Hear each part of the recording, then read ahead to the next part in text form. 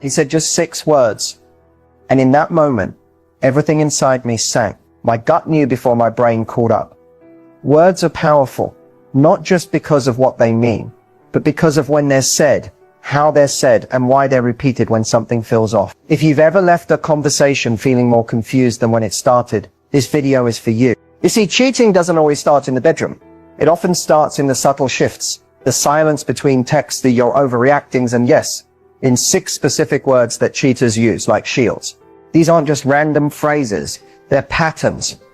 Patterns used by men who are hiding something. They're designed to deflect, to blame shift, and to buy more time without accountability. And when you hear them, you might brush them off until they start echoing in your head at 3 a.m. In the next few minutes, I'm going to break down these 6 words one by one, not just what they are, but what they really mean beneath the surface. You'll see how these phrases connect to deeper manipulation tactics and emotional cover-ups. So if you've been doubting yourself, second-guessing your instincts, or trying to not seem crazy, pause, breathe. You're not imagining it. Because once you hear these 6 words and understand their real intent, you won't unsee the truth again. Let's get into it. Most people think cheating is just a physical act. But the emotional groundwork starts long before anyone steps outside the relationship. And it almost always begins with language. When a man is cheating or emotionally checked out, his words become more strategic, less about honesty, more about survival. He's not necessarily trying to hurt you. He's trying to protect the double life he's built. That means saying just enough to keep your suspicion low, while subtly shifting blame, avoiding accountability, and controlling the narrative. The specific phrases become his tools, not because they're true, but because they're useful. Cheaters often rely on emotionally loaded, but logically empty statements. Things that sound like explanations, but really just muddy the water. He wants to keep you second-guessing yourself, because as long as you're confused, you're less likely to confront him or dig deeper. Think about it. If he says something like, "You're being dramatic," it instantly makes you the problem. You go from feeling suspicious to feeling guilty for even bringing it up. That's not a coincidence. That's manipulation through language. Cheaters also tend to lean on phrases that imply distance. It's not a big deal. You're reading too much into it. Why don't you trust me? All of these put the spotlight back on you, making you the one who has to defend yourself, rather than him explaining the shady behavior. And here's the deeper layer most people miss. These phrases aren't always rehearsed. Over time, they become instinctual. Because once a man learns that certain words can shut down confrontation, he'll keep using them. It's a form of emotional conditioning, training you to doubt your intuition. That's why identifying these patterns is so important. It's not just about catching a cheater.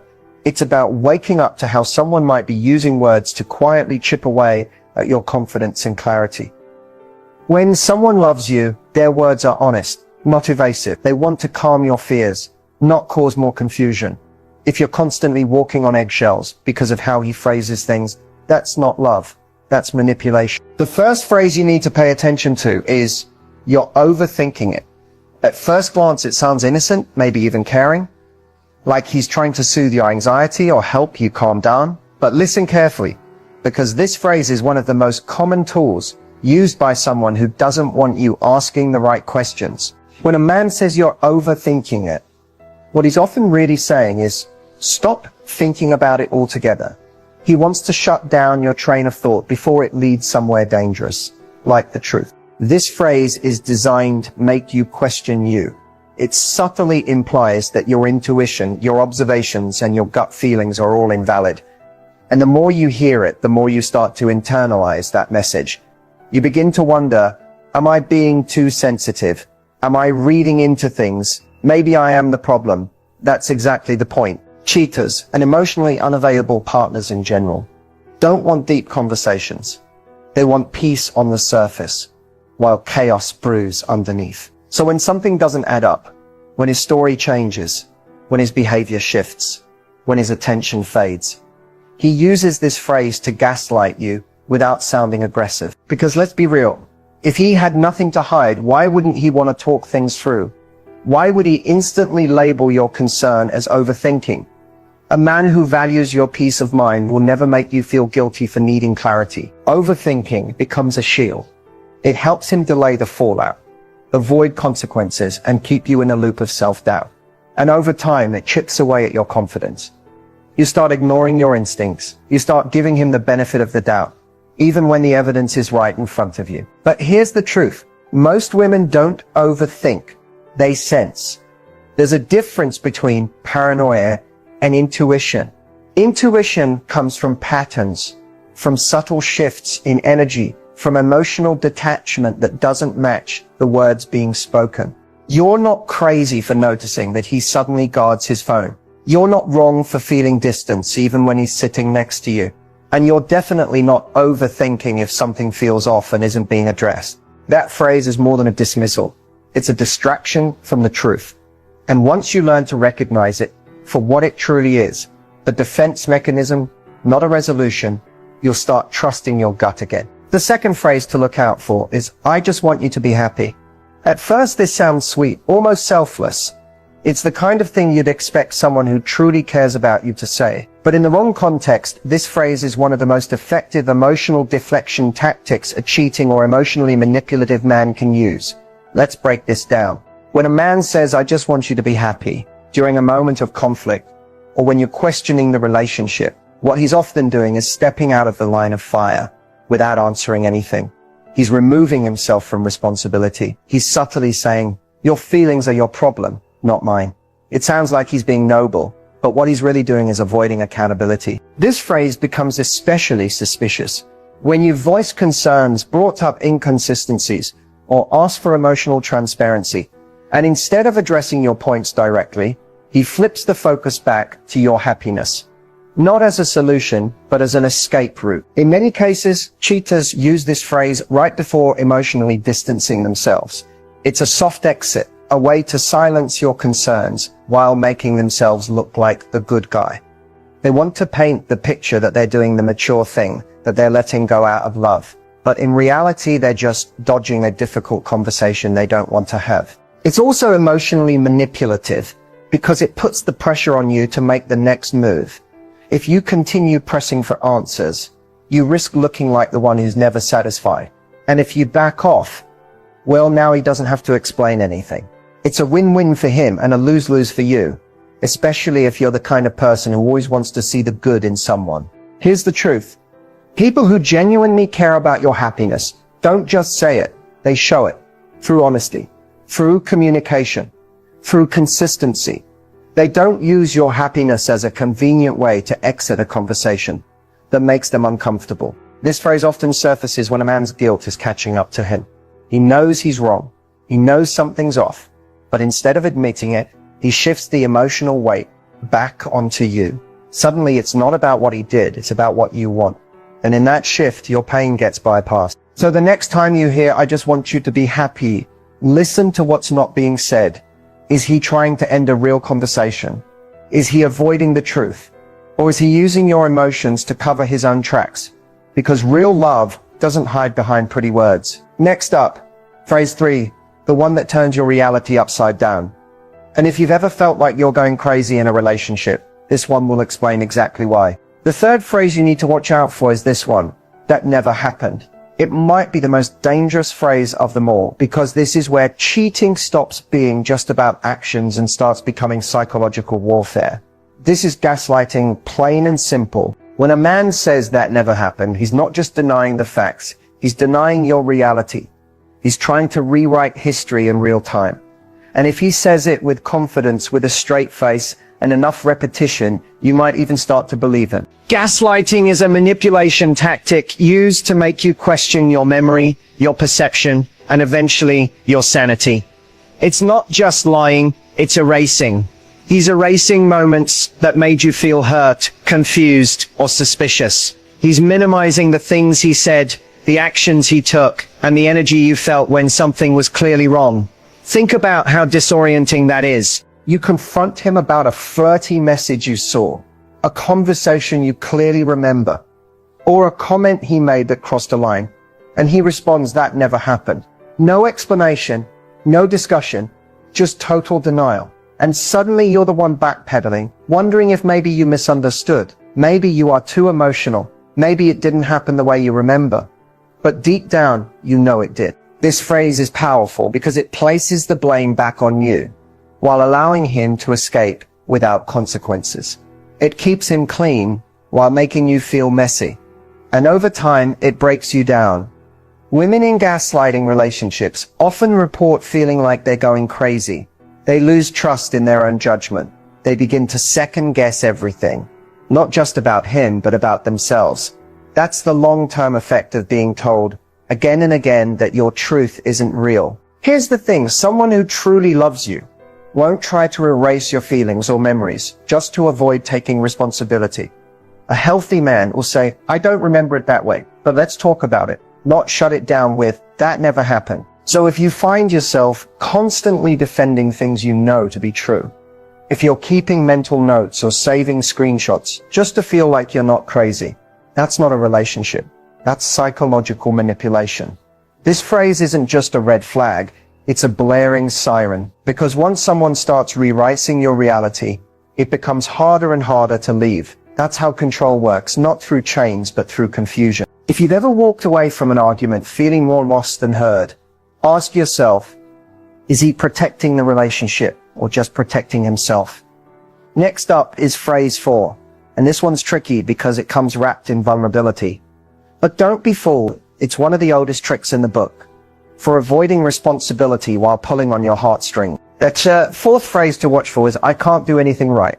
At first, it sounds like a moment of vulnerability, like he's being hard on himself, frustrated, maybe even remorseful. But don't be fooled, this phrase is one of the most manipulative tools in emotional deflection. It's not about taking responsibility.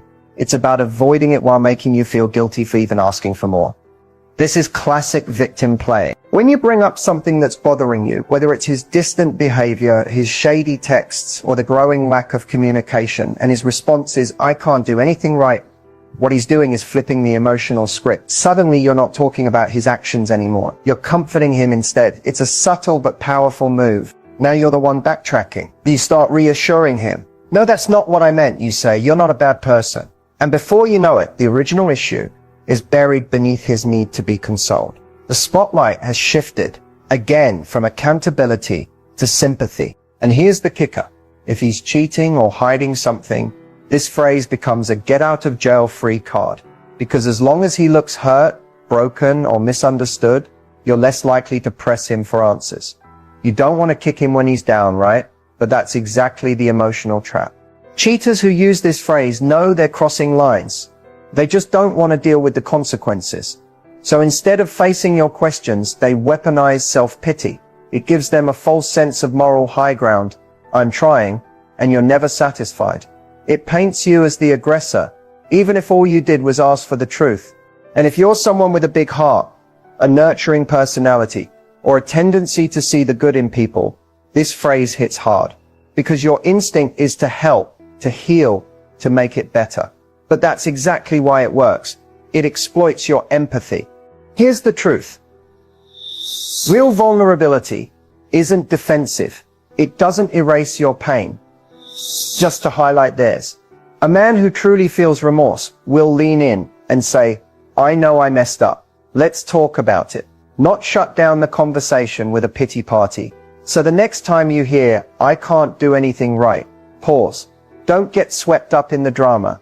Ask yourself, is this an honest moment or emotional manipulation in disguise? Because in healthy relationships, both people are allowed to express pain. Both people take responsibility, and both people fight for each other, not just for the upper hand in the moment. Up next, phrase #5, the one that seems casual, even dismissive, but underneath, it's pure avoidance and a major red flag when trust is already fragile. The fifth phrase to pay attention to is, can we not do this right now? It sounds simple, maybe even reasonable, especially if it's said during a tense moment. But when this phrase keeps showing up, every time you try to have a serious conversation, it's no longer about timing. It's about dodging accountability. Let's be clear, there's a difference between needing space to calm down and using space as a shield. When a man consistently says, can we not do this right now? What he's often saying underneath is, I don't want to answer for what I did. It's a stall tactic, a way to shut down the conversation without ever actually addressing it. And if you're with someone who's hiding something like emotional infidelity, texting someone behind your back, or worse, this phrase becomes a favorite weapon. It buys him time, it gives him control, and it puts the burden back on you to either escalate things and risk being labeled dramatic or back off and wait. And the longer you wait, the more emotional ground he gains. You start to question your timing, your tone, your right to even bring it up. You wonder if you should have waited for a better moment. But guess what? With a man who doesn't want to be held accountable, there is no right moment. He'll always be too tired, too busy, too stressed, or just not in the mood. And slowly, the relationship becomes a one-way street where your concerns go unheard and unresolved. This phrase also creates emotional exhaustion. You keep circling the same issues, never landing on closure. And that's not by accident, it's by design. Because unresolved issues keep you emotionally off balance while keeping him in control of the narrative. A man who values the relationship, even when things are messy, won't avoid the hard conversations. He might say, "I need a moment to think," or "Let's talk about this in an hour." That's fair. That's healthy. But if "Can we not do this right now?" is his go-to every time you get close to the truth, he's not buying time to reflect. He's buying time to escape. It's especially telling when this phrase pops up right after you catch him in a lie or confront him with evidence. He doesn't deny it. He doesn't clarify. He just wants the conversation to stop immediately. Because silence keeps secrets safe. But here's what you deserve. Someone who doesn't avoid the fire, but meets you in it.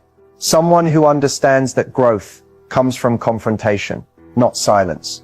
Someone who says, "Okay, let's talk," even when it's uncomfortable. So the next time you hear, "Can we not do this right now?" ask yourself, is he trying to preserve the relationship or just protect himself? Coming up next, phrase #6. It's the one that sounds like love, but might be the biggest lie of them all. The sixth phrase to look out for is "maybe we're just not meant to be." On the surface, it sounds like heartbreak, like someone who's finally being honest, letting go, or facing reality. But when this phrase shows up in the middle of tension, especially after you bring up concerns, suspicions, or ask for honesty, it's often not about resolution. It's about passive-aggressively checking out without taking real responsibility. This phrase is a masterclass in emotional manipulation. Why? Because it cloaks avoidance in a veil of truth. It sounds deep. It sounds thoughtful. But really, it's a way of shutting down the conversation without actually answering the problem. When a man says, "Maybe we're just not meant to be," he's not necessarily ending the relationship. He's floating the idea out there, testing the emotional waters. He's saying something vague and heavy that leaves you scrambling to fix it. It's an emotional threat disguised as resignation. And it puts the weight of the moment entirely on your shoulders. Now, instead of addressing the behavior, like why he's being distant, texting someone else, or avoiding your questions, you're now focused on saving the relationship. You start pleading, reassuring him, offering compromises. And that's exactly what he wanted, for you to shift the energy from holding him accountable to trying to hold on to him. It's also a convenient way to avoid explaining anything. Think about it. When someone cheats, emotionally disconnects, or breaks trust, they should be the one offering clarity, remorse, and a desire to fix things. But instead, this phrase flips the script. It makes it sound like the relationship is failing due to some tragic fate, not because of their choices. It's passive-aggressive because it offers no real closure. He's not saying, "I want to end this." He's not saying, "Let's fix this." He's saying something in the middle, vague enough to avoid commitment, but heavy enough to leave you in emotional limbo. And that space, that's where control lives. When you're emotionally invested, this kind of statement can crush you. It makes you feel like the connection is slipping away, and it's somehow your fault. You'll ask yourself, what am I doing wrong? How can I prove we are meant to be? But it was never about meant to be. It was about not wanting to face the truth. A man who truly loves you doesn't drop bombs like that in the middle of conflict. He fights for clarity, not confusion. He leans in even when things get hard. He says, "Let's figure this out." Not, Maybe this was never right. So the next time you hear, maybe we're just not meant to be, stop and ask yourself, is he trying to be honest or just trying to walk away without being the bad guy? Because love isn't passive, and real men don't disappear behind vague exits. They show up even when it's hard. Up next, we tie it all together. Let's talk about how to respond when you hear any of these phrases and reclaim your power. So what should you do if you hear any or several of these phrases? First, pause and breathe, because the most important thing to remember is this: you are not crazy and you are not overreacting. These phrases didn't make you feel uncomfortable by accident. Your intuition picked up on something, and in relationships, intuition is your most powerful guide. When someone consistently uses phrases that dodge, deflect, or distort the truth, what they're really doing is trying to control the emotional narrative. They want to make you question the issue and eventually question yourself. That's how manipulation works. It doesn't attack you directly. It confuses you. It exhausts you. It gets you to silence yourself over time. So the first thing you must do is trust what you felt, not just what was said, but how it made you feel in your body. The tension, the unease, that moment when your gut whispered, something isn't right. Honor that feeling. Second, stop chasing clarity from someone who benefits from your confusion. If he's using these phrases repeatedly, chances are he knows exactly what he's doing. And the more you try to reason, explain or convince, the more power you give away. Cheaters and manipulators thrive when you doubt yourself and fight for their approval. Instead, create emotional distance. Not silence out of punishment, but space for clarity. When you stop reacting to manipulation, you start regaining control. You begin to see patterns. You stop fighting for a version of the relationship that doesn't exist. Third, start asking better questions. Not to him, but to yourself. Questions like, am I constantly apologizing for asking for the truth? Do I leave conversations feeling more confused than heard? Is my peace being sacrificed for the illusion of love? And most importantly, do I feel safe being emotionally honest in this relationship? Because if you don't, if honesty, vulnerability, or concern always turns into a debate, a guilt trip, or a disappearing act, then you're not in a relationship. You're in survival mode. And that is not love. Lastly, know that walking away doesn't mean you lost. It means you refuse to lose yourself. You can love someone and still leave. You can want answers and still realize you deserve better, even if they never give them to you. Your worth is not measured by how much chaos you can survive. It's measured by how deeply you trust yourself when something feels wrong, and how bravely you walk away when it stays wrong. If you've heard any of these 6 phrases and you felt dismissed, gaslit, or manipulated, it's not in your head. It's in your heart. And your heart deserves honesty, not confusion. So protect your peace, speak your truth, and never settle